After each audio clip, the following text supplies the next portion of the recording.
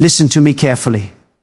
There is something simple, something ancient, something spiritual that God has been using for generations to unlock favor, break cycles, and release provision. It is not complicated. It is not expensive, but it is powerful. If you place salt in the right place in your home with the right heart and the right understanding, God can shift the atmosphere around your finances. Stay with me, because what you are about to hear may explain why money has been delayed and what God is about to restore in your life. My friend, many people pray for financial blessings, but they ignore the spiritual environment they live in. You pray, you work hard, you try again and again, yet somehow money comes in and flows right back out. Bills multiply, opportunities disappear, unexpected expenses rise like waves. And you ask yourself quietly, God, why is it so hard? Let me tell you something important. God does not only work through prayers. God also works through principles, symbols, and spiritual laws. Dr. David Yonggi Cho often taught that faith must be practical, not mystical, not confusing, but intentional.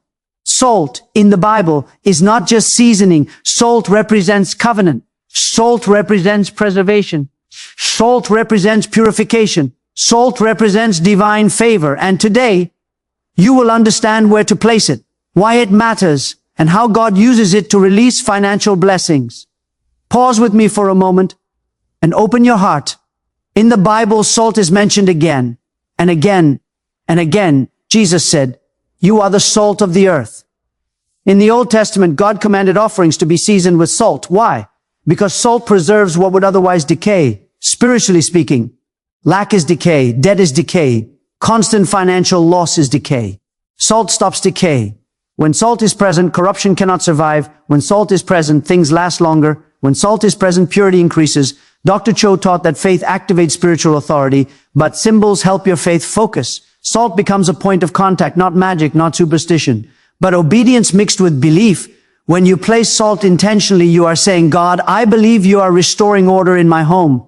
And God responds to faith. Hear this clearly. Your home is not just a building. It is an altar. Everything that flows into your life flows through your environment. If your home carries stress, fear, bitterness, chaos, money will struggle to stay. But when your home carries peace, order, and faith, blessings feel welcome. That is why the enemy always attacks the home first. Arguments, confusion, sleepless nights, constant pressure. Because when peace leaves, provision follows. Salt symbolizes spiritual order. It says, this house belongs to God. This atmosphere is protected. This place is aligned with heaven. And when alignment comes, resources follow. Now listen carefully. This is not random. This is intentional. First place, near the main entrance of your home. The entrance represents access. What comes in, what goes out. Place a small bowl of salt near the door, not to worship it, but to remind your spirit, nothing enters my home without God's permission. As you place it, whisper a simple prayer. Lord, let favor enter. Let lack leave. Second place, the kitchen or dining area. This represents daily provision. The Bible says, give us this day our daily bread. When salt is placed there, you are declaring there will be no shortage in this house. Even if money is tight right now, you are speaking future provision into your present situation. Third place, your bedroom. Why? Because peace creates clarity, and clarity attracts opportunity. Financial wisdom often comes in moments of rest. Ideas, solutions, divine instructions. Salt in the bedroom symbolizes rest without worry. Say quietly, God, I trust you while I sleep and let go. Let me be very clear. Salt alone does nothing. Faith is the power. Dr. Cho always emphasized visualization, seeing before receiving. When you place salt, see debts dissolving, see opportunities opening, see peace returning, not in desperation, but in calm confidence. Say this in your heart, my God supplies all my needs. Do not rush God, do not demand, just trust. Faith is quiet. Faith is steady. Faith knows. Do not turn this into fear. Do not obsess over it. Do not think, if I forget one day, everything will collapse. No, God is not fragile. Salt is a reminder, not a requirement. The real power is alignment. If your heart is full of bitterness, release it. If your mind is full of fear, replace it. Salt works best in a clean heart. Forgive, let go, make peace, my friend. You are not cursed. You are not forgotten. You are not late. God is simply reordering things. Sometimes He delays money to protect you. Sometimes He withholds to prepare you. But when the atmosphere changes, when faith rises, when peace returns, provision flows naturally. Remember this, God cares about your daily needs. God responds to practical faith. God honors obedience mixed with trust. God blesses environments of peace. Say it slowly with me. My home is blessed. My mind is at peace. My finances are aligning. You are closer than you think. Before we end, take a deep breath. God is not rushing you. God is guiding you. Tonight, place the salt gently, pray simply, trust deeply, and then rest.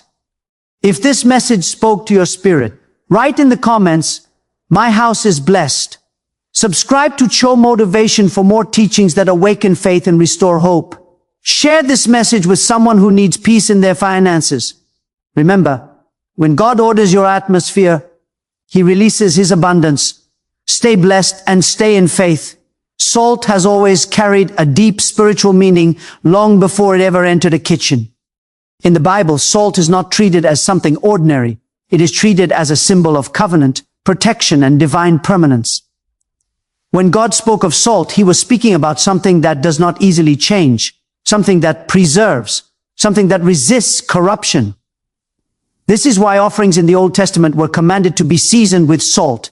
It was God's way of saying, this covenant will not decay. This promise will not break. Salt represented an agreement that could not be easily undone. When we say salt represents covenant, we are talking about God's commitment to His people. A covenant is not just a promise. It is a binding relationship. In ancient times, sharing salt meant loyalty, trust, and protection. It meant, what belongs to you matters to me. Spiritually, this is powerful.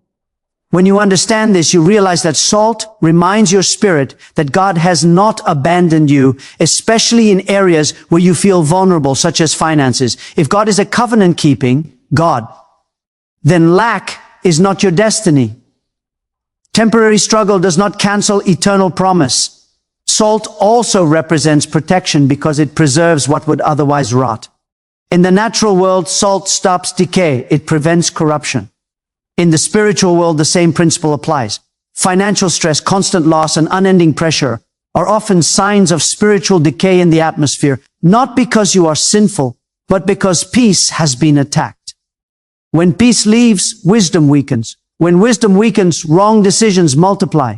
Salt symbolically pushes back against that decay by reminding you that God's order still stands in your life.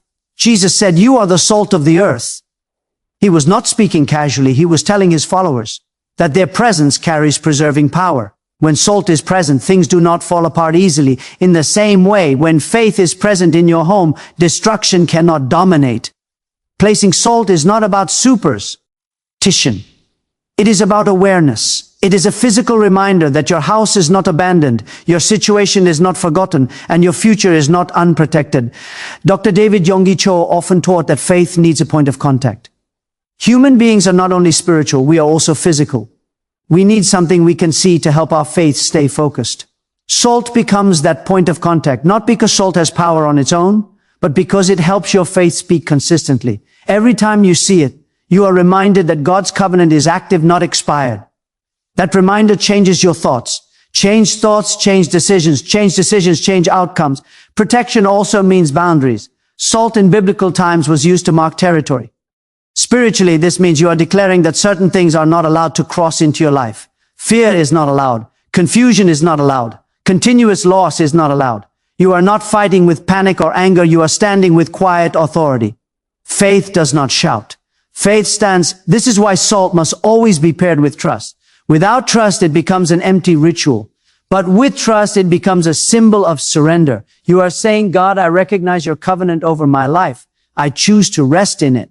That rest is important because stress repels clarity and clarity attracts provision. When your heart rests in God's protection, you begin to think clearly again. You begin to notice opportunities you were too anxious to see before. Salt representing covenant and protection is ultimately about identity.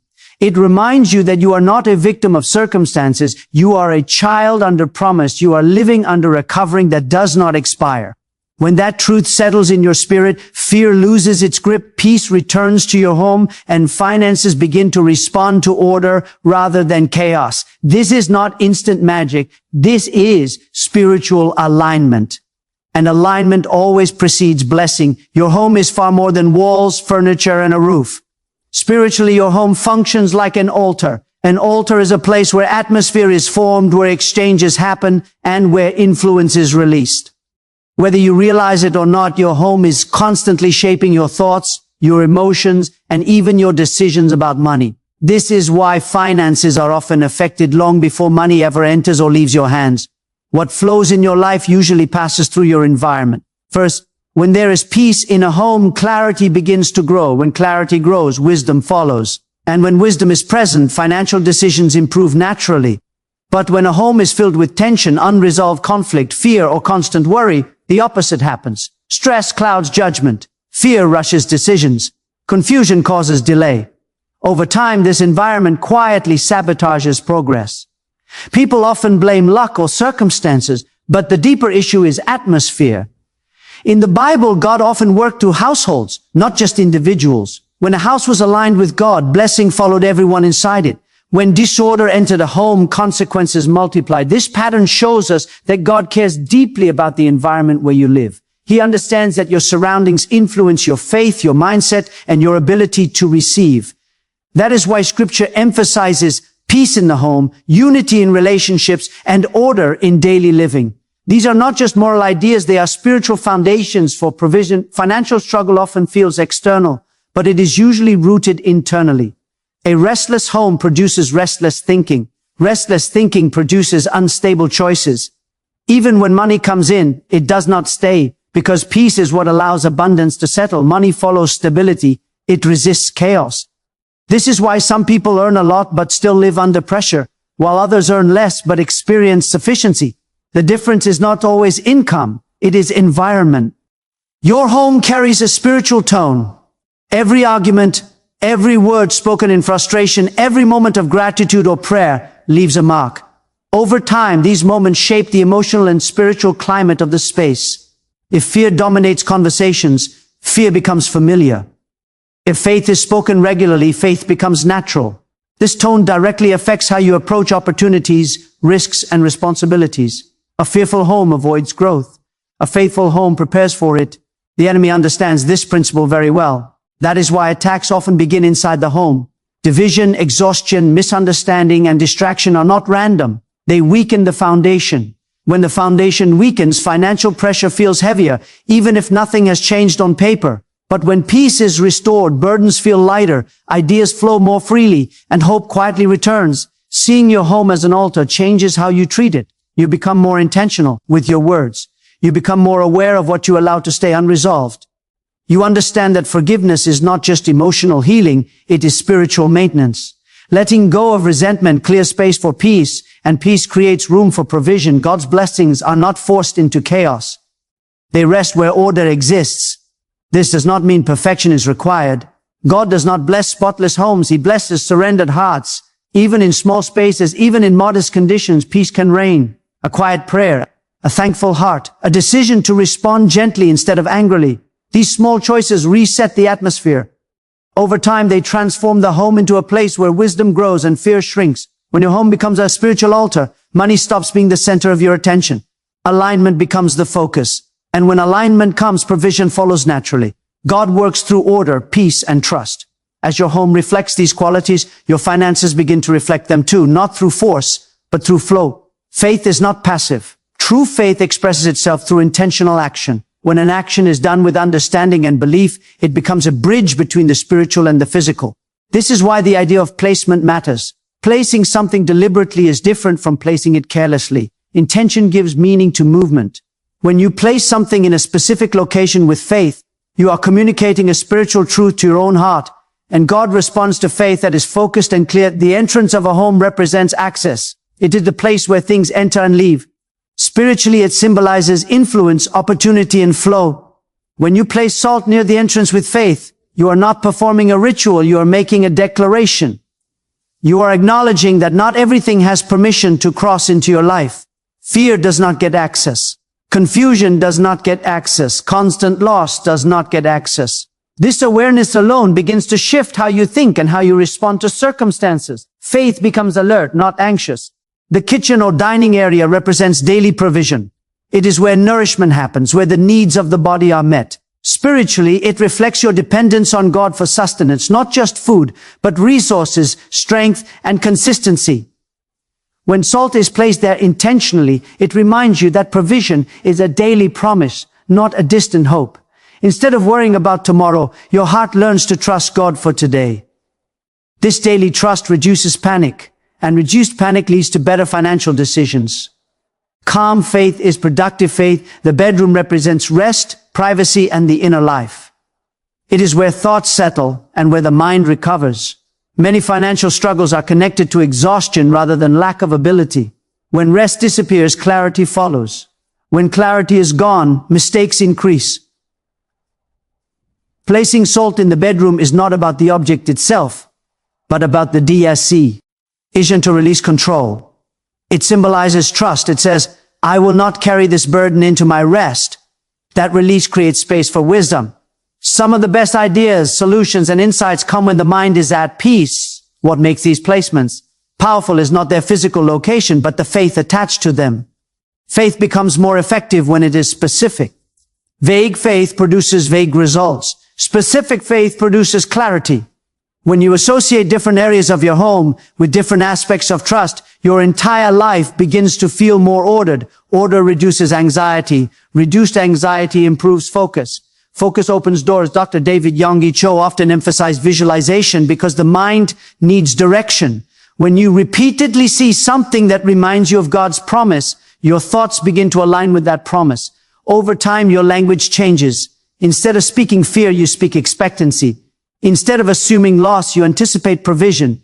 This shift may seem small, but it is foundational. Words shape beliefs, and beliefs shape actions. Right placement also teaches patience. You are not demanding instant results.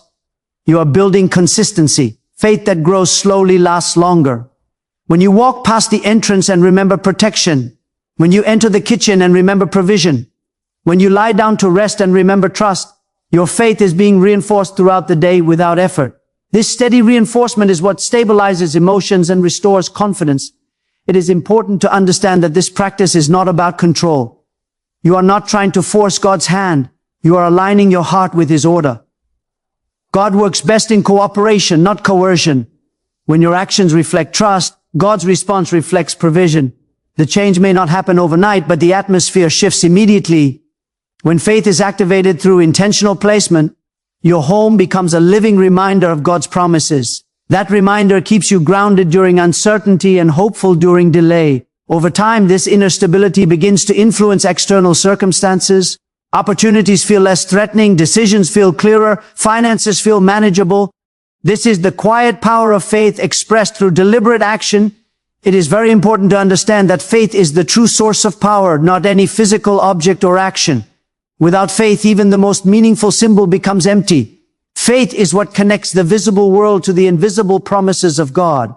When people misunderstand this, they either rely too much on external actions or dismiss them completely.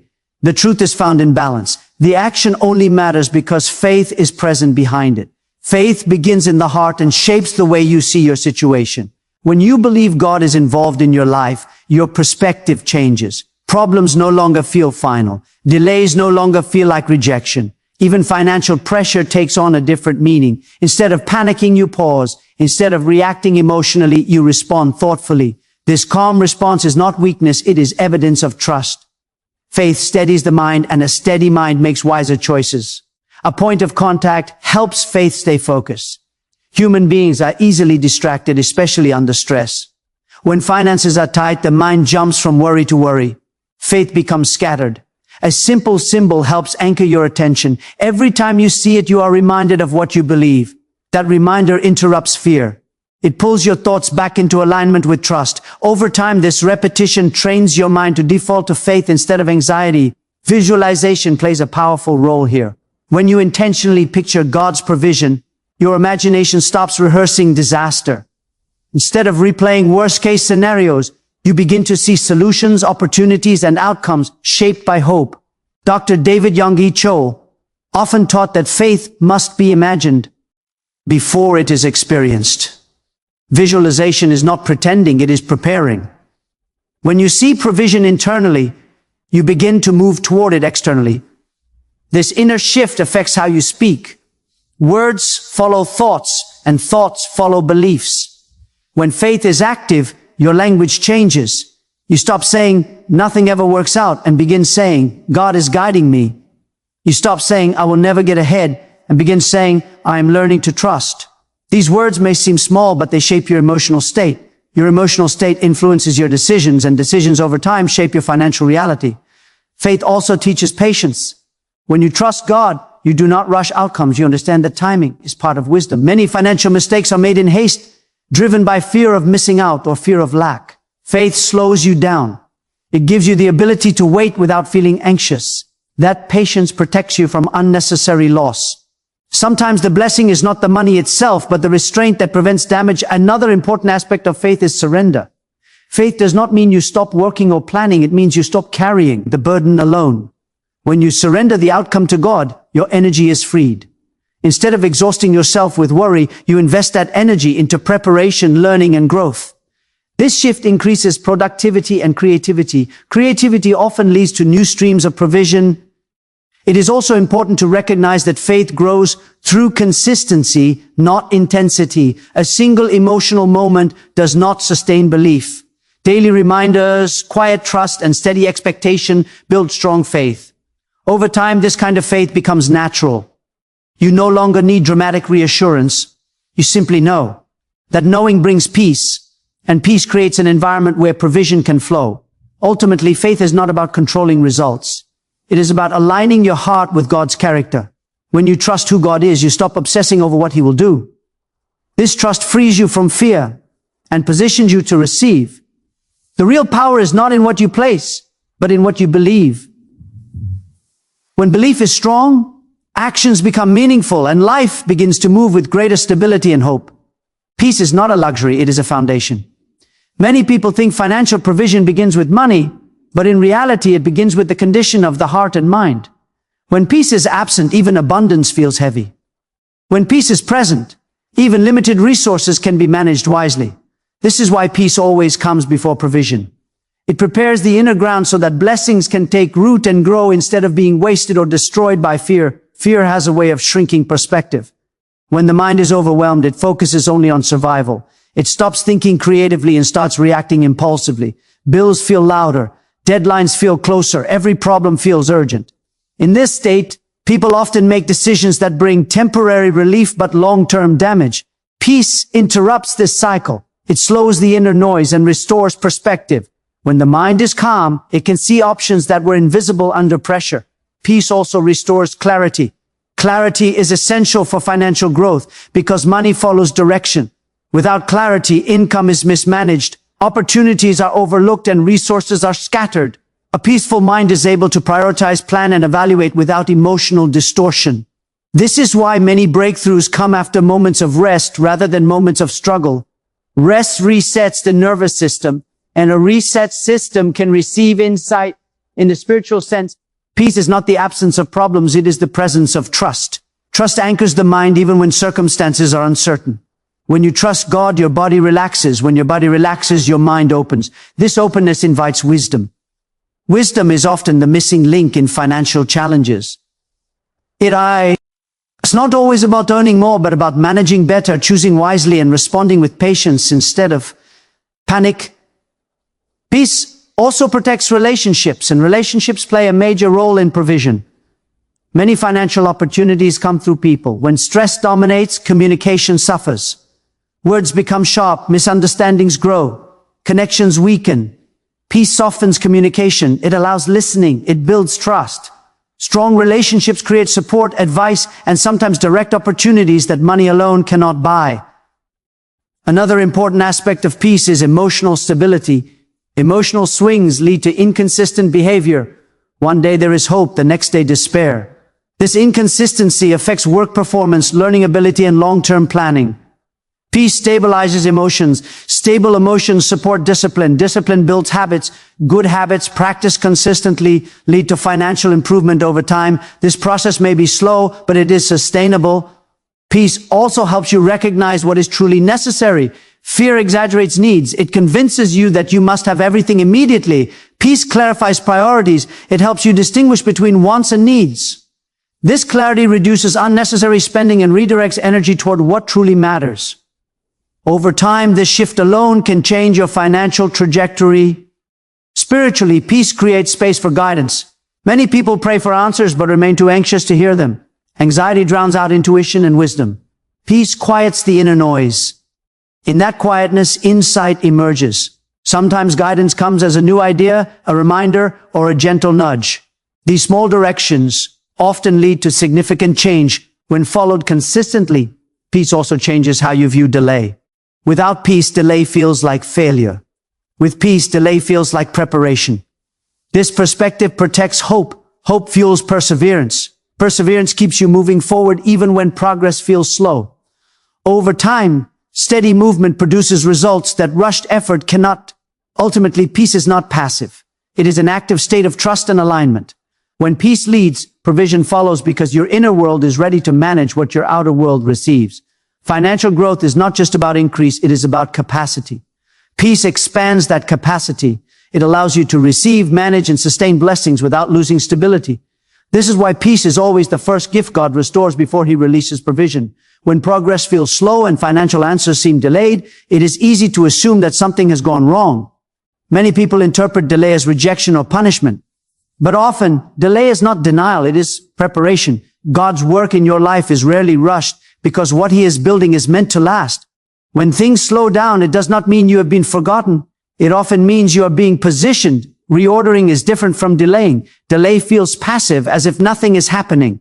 Reordering is active even when it is invisible. It involves adjustment, alignment, and correction.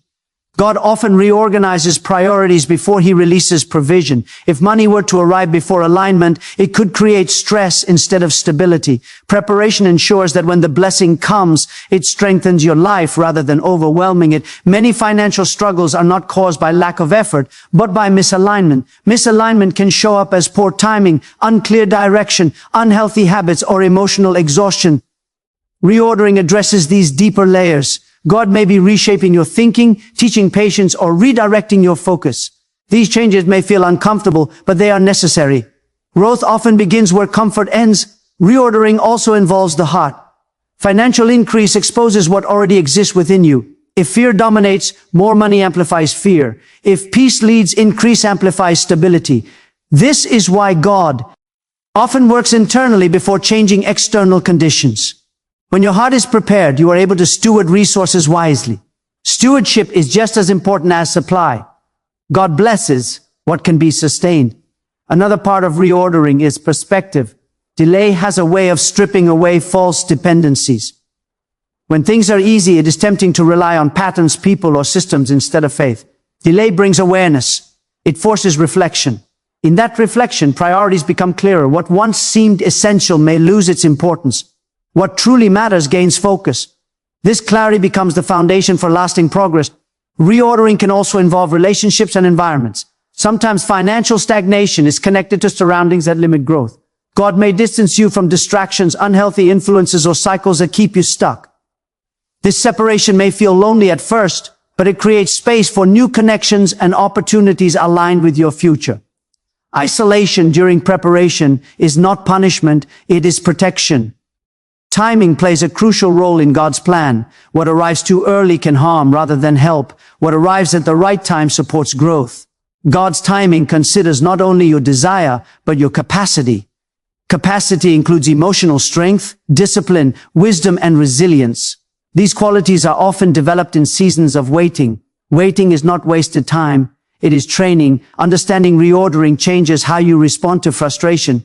Instead of asking, why is this taking so long? You begin to ask, what is being formed in me right now? This shift transforms waiting into learning. Learning produces confidence. Confidence reduces fear. Reduced fear improves decision-making. Over time, this inner transformation produces tangible results. Reordering also teaches trust without guarantees. Faith grows strongest when outcomes are uncertain. When you learn to trust God without immediate evidence, your faith becomes resilient. Resilient faith is not shaken by setbacks or delays. It remains steady, focused, and hopeful. This steadiness attracts opportunities because it creates reliability and consistency in your actions. Ultimately, God's reordering is an act of care. It shows that your future matters enough to be prepared properly. Delay does not define your worth or potential. Alignment does. When alignment is complete, movement follows naturally. Doors open without force. Provision flows without panic. Progress feels steady rather than rushed. When you recognize that God is reordering rather than delaying you, patience replaces anxiety. Hope replaces frustration. You stop fighting the process and begin cooperating with it. In that cooperation, peace grows. And where peace grows, provision eventually follows.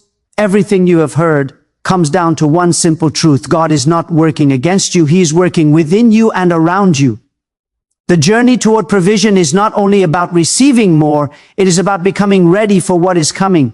When faith leads, when peace settles, and when alignment takes place, your life begins to move in the right direction without force or fear.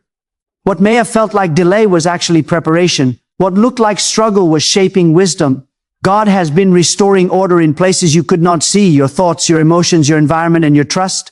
This inner work is not wasted. It is building the foundation for stability, not just increase.